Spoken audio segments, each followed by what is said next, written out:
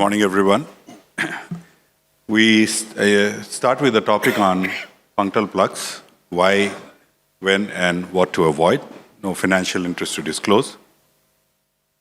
In the definition of dry eye, we know it's a multifactorial disease of tears and the ocular surface, resulting in discomfort and visual disturbance. There is associated inflammation of the ocular surface, tear film hyperosmolarity. It's a chronic and progressive disease that continues to worsen over time. In terms of tear film dynamics, it's a balance between aqueous production versus tear drainage. The normal drainage occurs via the upper and lower punctum. And the principle of occlusion aims to preserve the existing tears. So what's the rationale for punctal occlusion? Well, you try to increase the tear retention time, resulting in tear film stability, enhance the efficacy of topical therapy, and reduce the need for frequent artificial tears. Now, where does it fit in the treatment algorithm? If you look at the DEWS 3 guidelines, we find that it's not in the initial stage of management of dry eye. It's only when you have a failure of using lubricants and the common environmental modification, and you also use it when the surface inflammation is controlled. So even if you look at the start of thinking of punctal occlusion, always when there is some ocular surface abnormality in terms of irregularity, staining, or deficiency of aqueous, that is when you think about moving to punctal occlusion.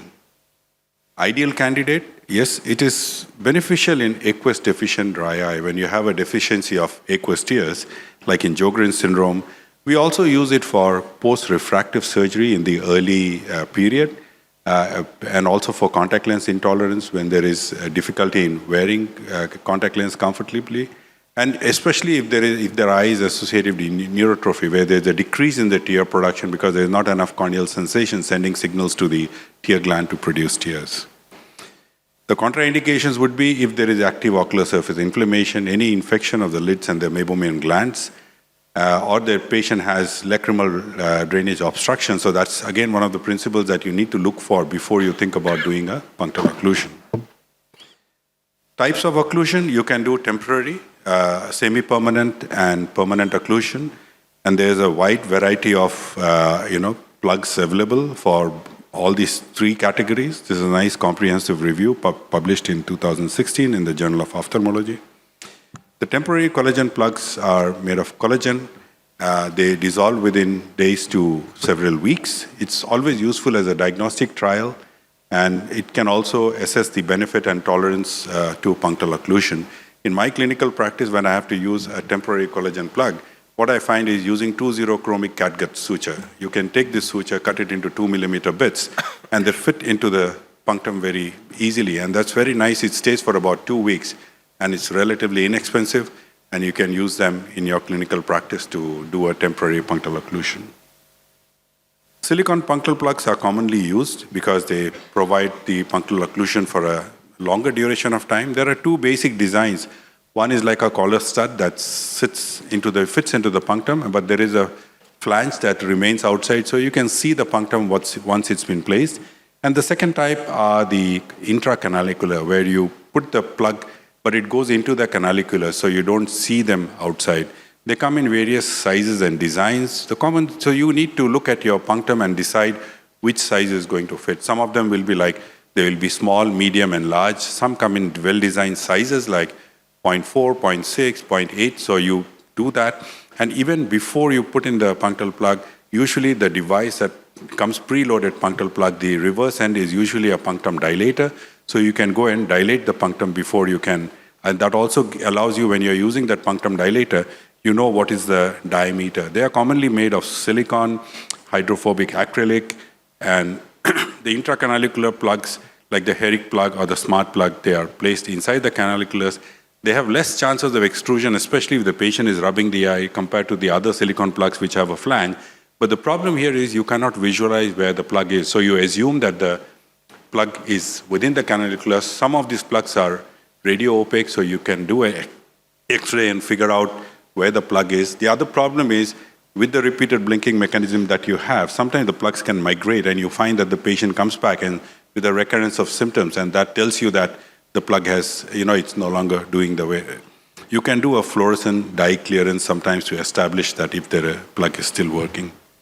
The permanent occlusion you can do with thermal cautery, argon laser, or even surgical occlusion, where you excise the rim of the punctum and then you suture it with Vicryl sutures.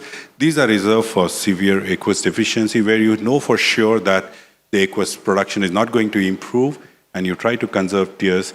And in these kind of eyes, I find that it definitely gives a long-term success. So this is a patient who had, when she first came to me, she could not even open the eye. She has severe aqueous deficiency, a lot of filaments.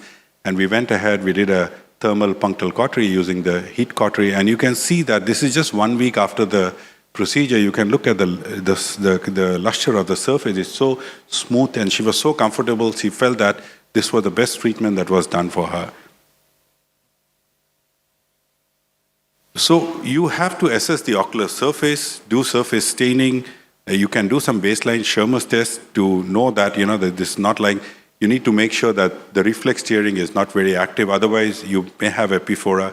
You can look for dye clear, the fluorescent dye clearance. You can do a syringing to figure out whether the punctum is patent or not. Because the punctum is already blocked, then less likely that you will have any improvement.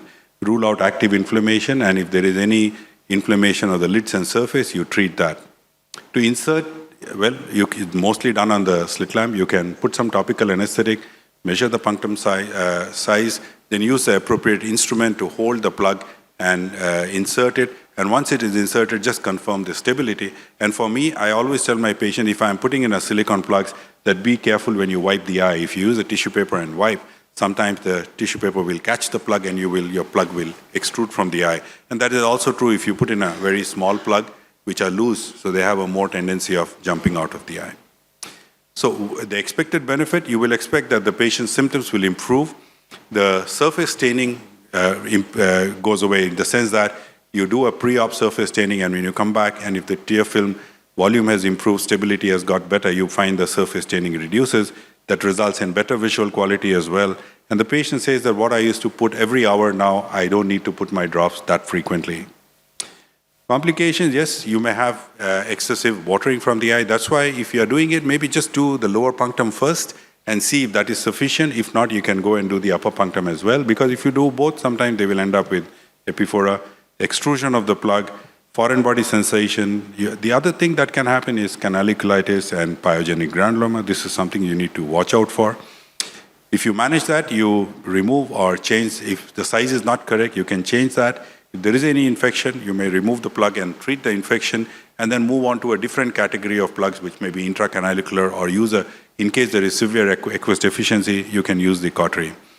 If you look at the evidence-based, in the DEWS management, you see that punctal occlusion is mentioned as an interventional treatment for moderate to severe aqueous deficient dry eye, because it increases the quantity of tears by partially or completely blocking the tear drainage system.